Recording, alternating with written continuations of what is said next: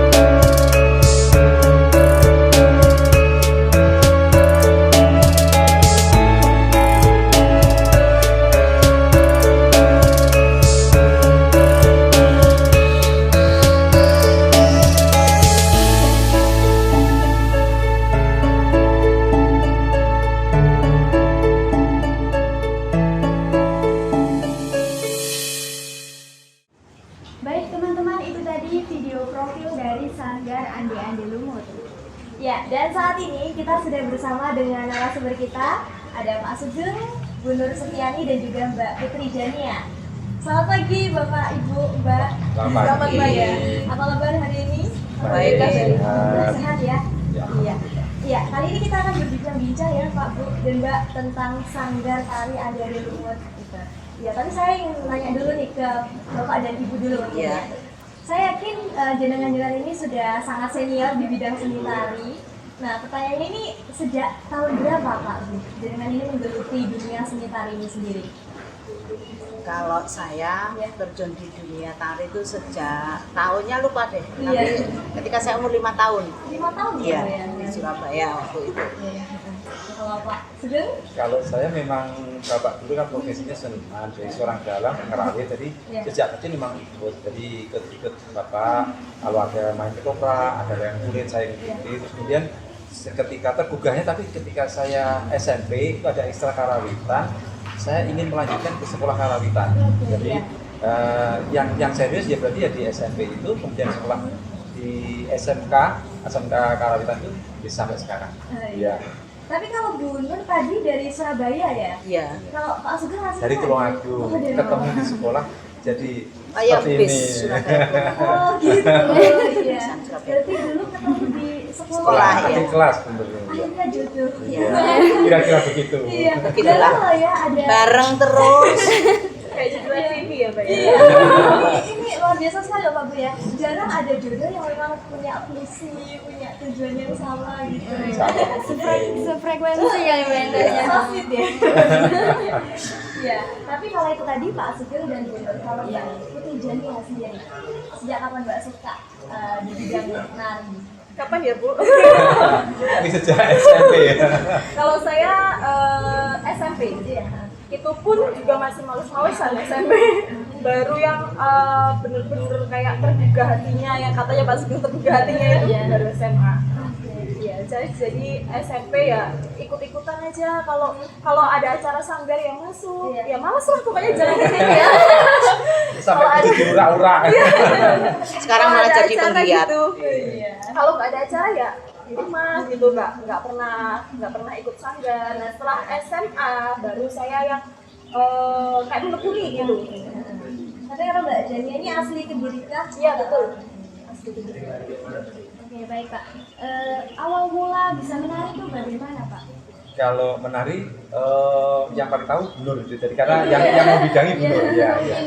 Awal mula bisa menari itu karena bapak saya kebetulan dinas di Taman Budaya Surabaya. Nah, saya diajak ketika hari Minggu, kemudian lihat orang-orang menari, saya ingin ikut menari itu. Terus kok nari itu tangannya jadi bagus, gerakannya mulai saya terjun ke dunia tari. Ikut les gitu, Ikut bener ya? les, ya.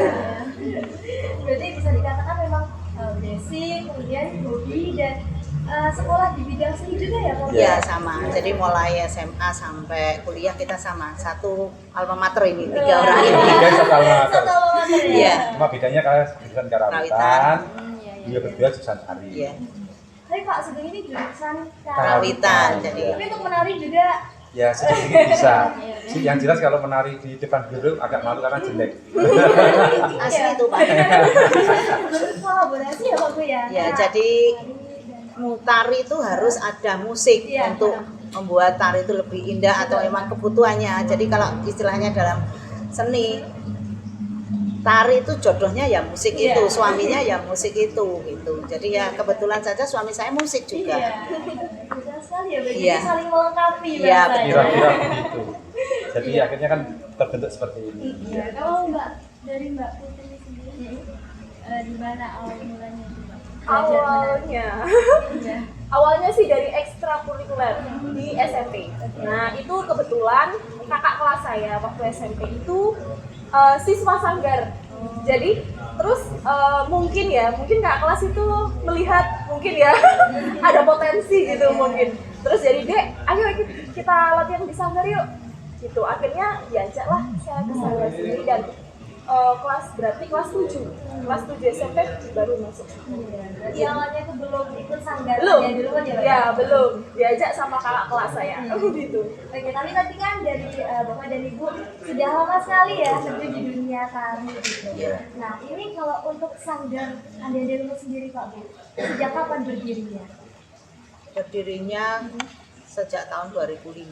2005. Secara resmi 2005. Ya. Tapi kami menekuni kesenian di wilayah Kediri ini mulai tahun 89. Ya, jadi kalau dikatakan memang lahirnya Sanggar Andi Lumut 2005, tapi kita memulai di Kediri menapakkan kaki untuk berkesenian itu mulai 89 sampai sekarang. Jadi memang perlu proses yang lama, proses yang panjang. Berarti tahun 89. Pak Sugeng tadi dari Tulungagung, Ibu Nur dari Surabaya. Iya. Pendatang ya Pak ya? Berarti? Iya, Datang, tidak ada saudara, tidak ada kenalan di sini, kami berdua. Iya. Ya, memang ingin berkesenian di wilayah Kediri. Iya. Bagaimana Pak cerita awalnya bisa berdiri Sanggar Andi Lumut ini? Kalau Sanggar Andi Lumut ini awalnya itu kita di rumah memang memberikan ada nama Andi Lumut, menurut saya menarik. Ayo Bu, nah, sanggarnya dinamakan Padepokan Andi Lumut. Terus kemudian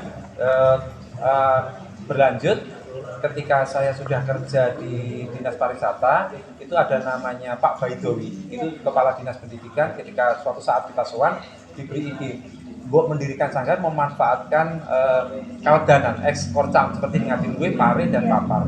Itu disupport dari dinas, diberi peralatan sound system itu untuk mendirikan sanggar masing-masing. Pembinanya dua itu dihonori oleh dinas pariwisata agar bisa berkembang di Kediri.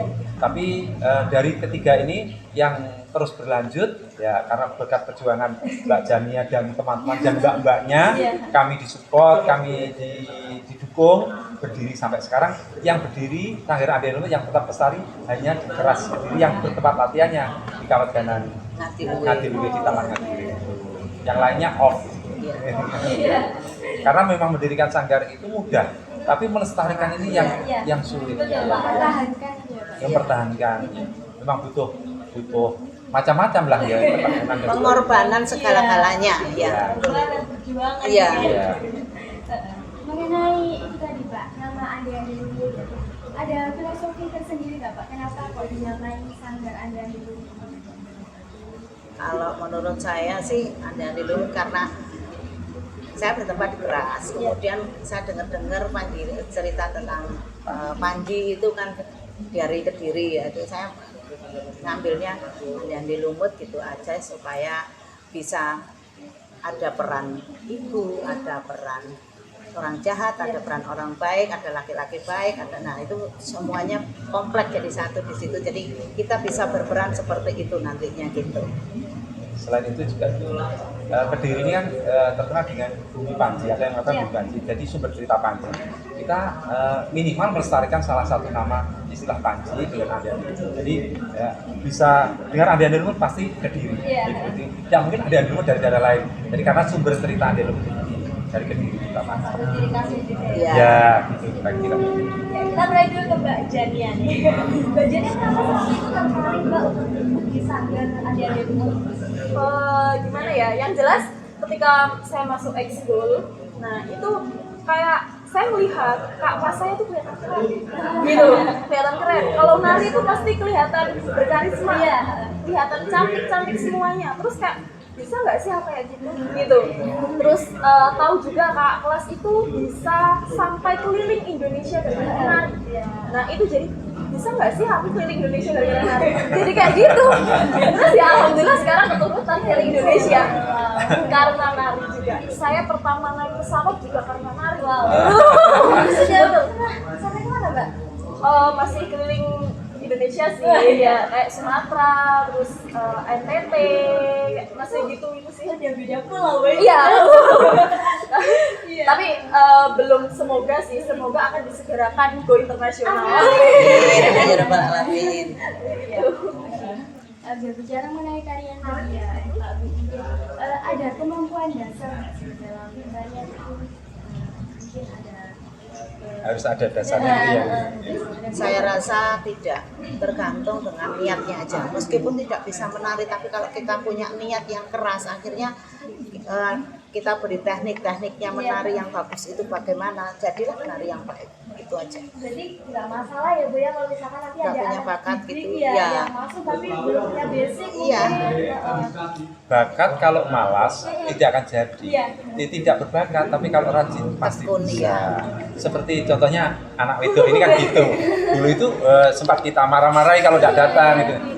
Tapi saya tidak mengira kalau sekarang menjadi Senior. koreografer bisa untuk contoh adik-adiknya.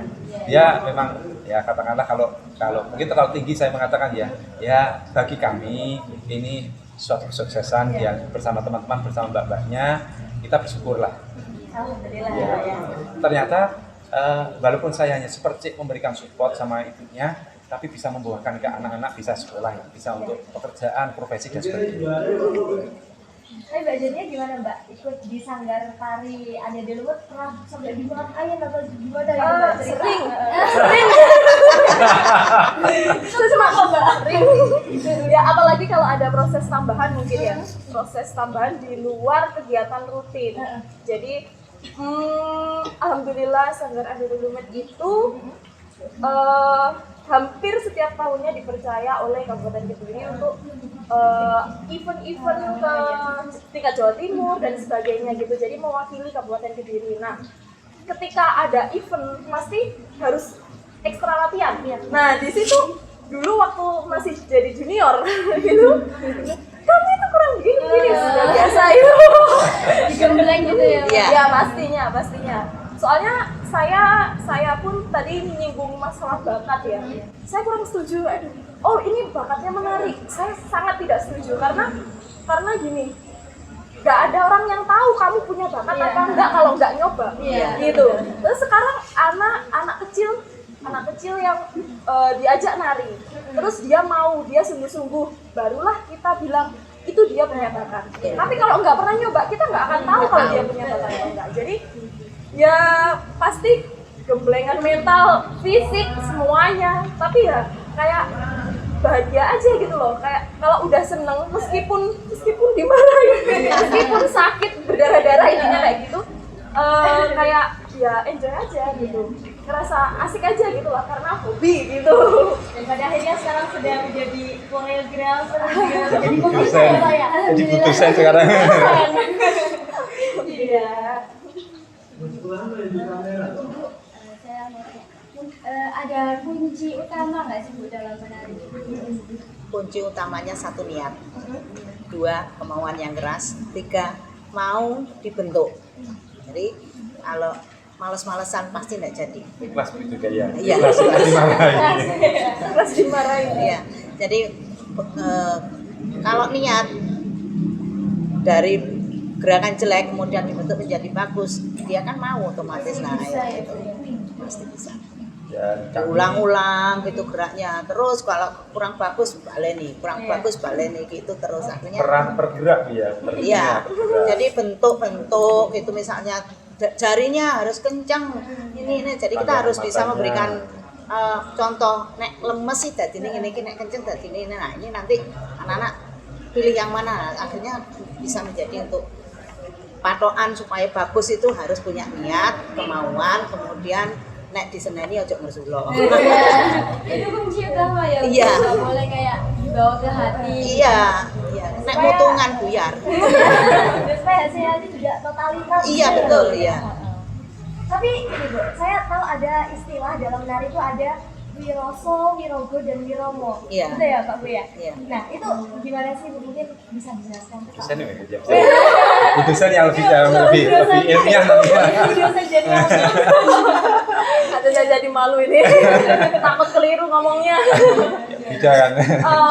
Gimana ya? Kalau wirogo itu kan dari kata-kata raga. Nah, pasti raga itu kan apa yang dilihat. Apa yang dilihat itu ya medianya bentuk badan, bentuk pokoknya apa yang bisa dilihat Iya, gitu. nyata gitu. Wirogo itu apa yang bisa, iya betul visualnya. Kemudian kalau apa tadi? Wiromo.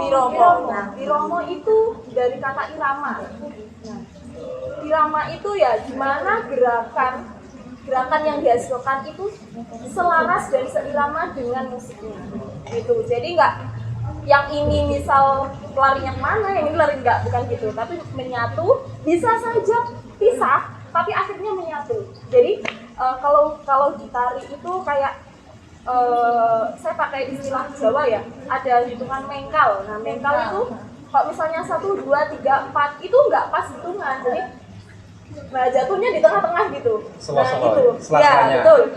Jadi di tengah-tengahnya, bisa di tengah-tengahnya bisa, tapi nanti Akhirnya ya karena ya kita akhirnya ke istilah terakhir wiroso. Nah kalau sudah masuk wirasa itu adalah gambaran perasaan, apa yang dibawakan itu tidak hanya raganya yang menari, tetapi rasanya dan jiwanya. Betul sekali. Ya. Betul banget. Jadi kalau misalnya tariannya harusnya sedih, bagaimana caranya penonton mengekspresikan, ikut ya. betul. Terus kalau misal tariannya itu semangat, gimana caranya penonton itu ikut terbawa gitu. Jadi Wirogo, Wiromo, Wiroso itu satu kesatuan. Tapi sekarang juga ada tambahan Wirupa. Ya, Wirupo itu ya rias. hampir sama seperti Wiraga sebenarnya. Lebih ke visualnya seperti itu. Bentuknya. Iya, betul. Untuk ini Mbak, ada unsur-unsurnya nggak sih dari tarian klasik? Mungkin dalam tari itu ada unsur-unsurnya tuh apa aja sih Mbak? Kalau unsur pembentuk ya, unsur pembentuk itu ya pastinya ya gitu kan. Ya sama seperti tadi. Wirogo. Sama ya. Unsurnya tari Iya, juga itu. betul. Ya. Ada gerak, ada Rasa. musik, terus ada ini unsur yang visual ya Mbak ya. Ada gerak, ada musik, ada properti, setting, terus ada apa lagi ya? Oh, kalau di pertunjukan itu ada tata cahaya. Gitu. Jadi tata cahaya, tata pemanggungan. Tata pintas ya. Jadi lebih ke artistiknya. Kalau misalnya pertunjukan, jadi lebih kompleks lah gitu. Ya. Kemudian kalau di tari itu kan ada tari kontemporer, ada tari klasik dan tari tradisional. Tari klasik. Nah itu apa sih bedanya? Mungkin orang awam kan agak masih Bacan belum ya, ada belum dosen tahu, baca. belum tahu. Oh gitu. Ini yang ditanyakan yang mana dulu? Yang klasik dulu. Oh, oke. Kalau yang klasik itu ini mungkin saya bisa saja salah ya. Soalnya ini gimana ya? Sepengetahuan saya itu kalau tari klasik itu yang sudah ada dari dulu turun temurun. Terus ada pakemnya. Maksimal keindahannya. Ada sesuatu yang tidak boleh dilanggar. Jadi misalnya, nah betul Bu, tidak boleh dirubah. Itu klasik. Jadi, Bedoyo, gitu. Seperti bedoyo di Jawa Tengah yang sifatnya itu kebanyakan sakral. Itu kalau yang tari klasik, yang biasanya ditampilkan di keraton-keraton. Itu kalau tari klasik. Kalau tari tradisional, Kalau tradisional itu menurut saya bagaimana ya Bu? Sudah Dari tradisi yang mentradisi di masyarakat. sudah ada turun-temurun iya juga betul, ya? sudah ada turun-temurun kan tradisi. dari kata tradisi gitu kan ya. Si masyarakatnya itu. Masyarakat. Jadi dia turun-temurun juga, cuman kata tradisi itu bisa menurut saya bisa dikembangkan lebih luas. Jadi dalam mewujudkan tariannya itu boleh dikembangkan sedikit, mungkin geraknya, mungkin apanya, tetapi tidak mengurangi estetiknya Dari tradisi dari itu. tari tradisi tersebut. Kalau kontemporer, Mungkin apa ya? Kalau istilah kontemporer itu Yang Bu sering menjuri kontemporer gimana Bu Nur? lebih bebas gitu. Kontemporer itu sudah lepas dari tradisi, lepas dari klasik, jadi bebas. Dia ada tema apa, bentuk bajunya seperti apa, mau dibentuk gulung-gulung, mau pokoknya lepas dari tradisi, lepas Tapi dari tetap klasik, tapi tetap konteks konteks menari ya. Jadi peraga yang tetap nomor satu dan musik-musiknya ekspresinya. juga non tradisi Iya, biasanya. biasanya begitu. Kalau kontemporer. Ada tantangan terbesar nggak? Penari tantangan terbesarnya Apa ya? Bu? Gimana? Tantangan terbesarnya sudah tua. Tantangan terbesarnya fisik sih. Kalau saya fisik harus Iya. nomor satu. Iya. Syarat sehat. Iya, Sehat, harus. sehat. Iya Iya betul. betul. berkesannya memang begitu, apapun orang dalang harus sehat, orang menari harus sehat. Kalau tidak sehat ya dia tidak bisa mengungkapkan apa yang menjadi mengekspresikannya tidak bisa ya. Itu tenaga ekstra soalnya. Karena duduk semalam, ini harus perlu konsentrasi dan berbeda dengan olahraga ya, konsentrasi butuh cepat, tapi kalau menari harus pakai rasa. Nah, itu tepat dengan musik ya, posisi pola lantainya, nah gitu. Tangan itu karan. Nggak bisa, kompak. Ya. Soalnya saya pernah itu, Mbak. Saya pernah ikut senam. Nah, ikut senam itu 5 menit saya nggak menang. Tapi saya nari hanya berapa menit, 2 menit aja sudah menang. Padahal menarinya itu dibilang menari kalau segambyong, kalau dari Jawa Tengah itu gambyong. Nah, itu sangat pelan, maksudnya nggak jingkrak gitu. Tapi itu malah lebih gimana ya, lebih mengeluarkan tenaga gitu loh. Jadi saya mengira menari itu lebih capek daripada olahraga. Betul. Ya, tapi ngomong-ngomong kalau di Sanggar adik-adik dulu sendiri itu dari berbagai kalangan usia ya yang ikut jadi anak di dalam. Iya. Tadi saya lihat presentasinya ada adik kecil. Iya. Kita open, jadi kita komitmen. Jadi anak-anak baru masuk pun kita terima, nggak apa-apa, kita mewadahi. Memang kita siswanya tidak seperti sanggar lain yang mungkin sampai ratusan. Kita ya adanya seperti ini. Apalagi di masa pandemi ini kan kita lagi tidak begitu banyak. Jadi kayak ya itulah efek dari pandemi ini. Jadi tetap kita berjalan, apapun tetap berjalan. Ya. Kan guru-guru pun dulu ada yang ikut ketika belum pandemi ya, guru TK untuk belajari anak adiknya, kemudian guru SD juga ada. Ketika pandemi ini Enggak kurang. Ada harapan ke depan nggak Bu? Harapannya ya.